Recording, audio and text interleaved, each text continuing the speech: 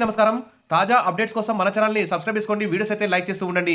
ఇక AP cabinet సమావేశం, assembly సమావేశాలు అనగానే ప్రతి వర్గం ప్రజలైతే మా పట్ల ప్రభుత్వం ఎలాంటి నిర్ణయాలు తీసుకోబోతుంది, మాకు సంక్షేమం కోసం ఎలాంటి పథకాలను ప్రవేశపెట్టబోతుంది అనేటువంటి అంశాల మీద ఎదురు చూస్తూ ఉంటారు. మరి అదేవిధంగా ఉద్యోగులు, పెన్షనర్లు, ఉపాధ్యాయులు, అంగన్వాడీ టీచర్లు, ఆయాలు, కాంట్రాక్ట్ అవుట్‌సోర్సింగ్ ఉద్యోగులు, అదేవిధంగా వివిధ వర్గాలకు చెందినటువంటి ప్రజలందరూ కూడా మరి మా పట్ల ఎలాంటి నిర్ణయం తీసుకుంటుందని చెప్పి ఎదురు చూస్తున్నటువంటి అందరికి కూడా కొన్ని ఇంపార్టెంట్ న్యూస్ అయితే ఇక్కడ చూద్దాం.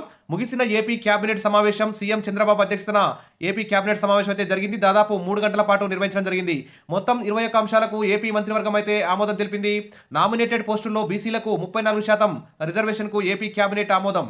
44,776 కోట్లతో ఏపీలోని వివిధ ప్రాంతాల్లో పరిశ్రమల ఏర్పాటుకు ప్రతిపాదనలు ఆమోదించిన క్యాబినెట్. పంప్డ్ స్టోరేజ్, సౌర పవన విద్యుత్ ఉత్పత్తి ప్రాజెక్టులకు కూడా ఆమోదం. మొత్తం 21 అంశాలని అజెండాగా తీసుకొని ఈ కేబినెట్ సమావేశం అయితే నిర్వహించడం జరిగింది. ఎస్సీ, ఎస్టీ, బీసీ, మహిళా పారిశ్రామికవేత్తలని ప్రోత్సహించడానికి సంబంధించిన పాలసీలను కూడా ఆమోదించడం జరిగింది. మొత్తం నాలెడ్జ్ సొసైటీ కెపాసిటీ బిల్డింగ్కు 2025కు సంబంధించి కేబినెట్ అయితే ఆమోదం తెలిపింది. ఇక ఫిబ్రవరి 1వ తేదీ నుంచి రాష్ట్రంలో సవరించిన రిజిస్ట్రేషన్ విలువలకు కూడా కేబినెట్ అయితే ఆమోదం తెలిపింది.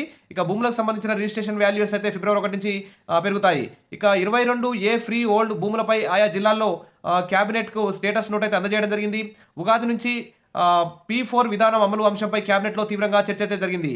ఇక పట్టాదార్ పాస్ పుస్తకం చట్ట సవరణ ప్రతిపాదనపై కూడా క్యాబినెట్లో ఆమోదం అయితే చేయడం జరిగింది. ఇక గాజువాక రెవెన్యూ పరిధిలోని భూములు, నిర్మాణాలు క్రమబద్ధీకరణపై కూడా చర్చించడం జరిగింది. ఈ విధంగా ఏపీ అనేక అంశాల మీద కీలక నిర్ణయాలు తీసుకుంది. వచ్చే విద్యా సంవత్సరం నుంచి తల్లికి వందనం కింద ఒక్కొక్క విద్యార్థికి 15,000 రూపాయలని చెల్లిస్తామని చెప్పేసి కేబినెట్ అయితే ఆమోదం తెలిపింది. ఏప్రిల్ నుంచి మత్స్యకార భరోసా కూడా అమలు చేస్తామని చెప్పేసి కేబినెట్ ఆమోదించింది. ఇక పాఠశాలల్లో ఇక నుంచి మధ్యాహ్న భోజనంలో సన్న బియ్యంతో మధ్యాహ్న భోజనం కల్పిస్తామని చెప్పేసి కేబినెట్ ఆమోదించింది. ఇక ముగిసిన ఏపీ క్యాబినెట్ సమావేశం, వచ్చే విద్యా సంవత్సరం నుంచే తల్లికి వందనం. ఏపీ క్యాబినెట్లో ఈ విధంగా కీలక నిర్ణయాలపై అయితే ఆమోద ముద్ర వేయడం జరిగింది.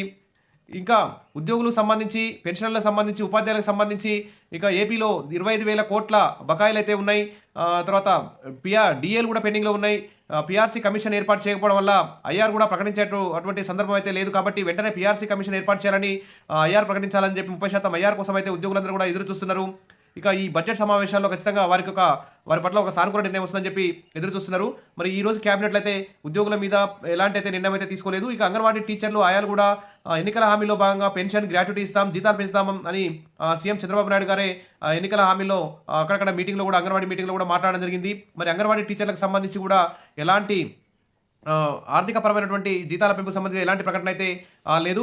అదేవిధంగా ఖాళీగా ఉన్న 124 సూపర్వైజర్ పోస్టులకు సంబంధించి కూడా ఎలాంటి చర్చ అయితే జరగలేదు. దీంట్లో ఇంకా చూస్తే ఖచ్చితంగా మరి ఉద్యోగులు, పెన్షనర్లు, ఉపాధ్యాయులు మరియు అంగన్వాడీ టీచర్లు, ఆయాలు, ఆశా కార్యకర్తలు, కాంట్రాక్ట్ అవుట్సోర్సింగ్, ఇతర చిన్న ఉద్యోగులకు సంబంధించి ప్రతి ఒక్క ఆర్థికేతర సమస్యలన్నింటినీ పరిష్కరించడానికి ఈ బడ్జెట్ సమావేశాల్లో కీలక నిర్ణయాలు తీసుకుంటారని చెప్పి కూడా ఎదురు చూస్తున్నారు. అదేవిధంగా వివిధ వర్గాల ప్రజలకు సంబంధించి ఇక మహిళలకు ఫ్రీ బస్ పై కూడా గ్రీన్ సిగ్నల్ ఇచ్చినట్లు తెలుస్తుంది.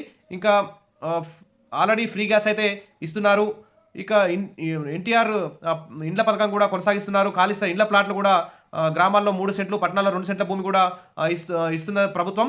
మరి ఉద్యోగులు, ఇతర వర్గాల ప్రజలందరినీ కూడా సమానంగా చూసుకుంటూ అందరికీ సంక్షేమ పథకాలను సమానంగా అమలు చేసే విధంగా ప్రభుత్వ నిర్ణయాలు ఉండాలని చెప్పేసి ఈ బడ్జెట్ సమావేశాల్లో అన్ని వర్గాలకు న్యాయం చేసేలా చూస్తుందని చెప్పి ఆశిద్దాం. Wish all the best. మరిన్ని అప్డేట్స్ కోసం మన ఛానల్ని ఫాలో అవుతుండండి. వీడియోస్ అయితే లైక్ చేసి ఉండండి. Thank you.